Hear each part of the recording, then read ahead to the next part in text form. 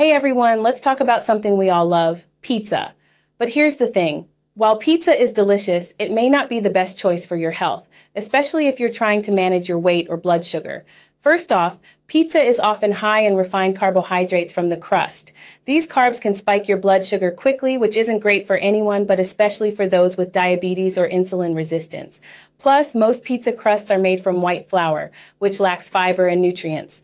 Next, there's the cheese. Now, cheese isn't all bad, it's a good source of calcium, but pizza often has way too much of it.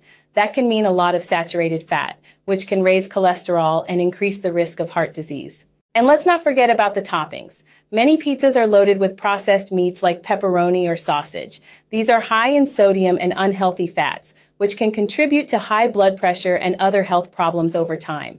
Lastly, portion control is hard with pizza. One slice turns into two, then three, and suddenly you've consumed way more calories than planned.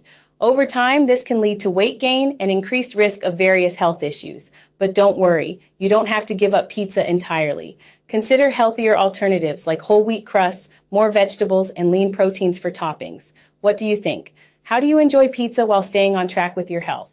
Let me know in the comments. And if you found this helpful, don't forget to like this video and subscribe for more health tips.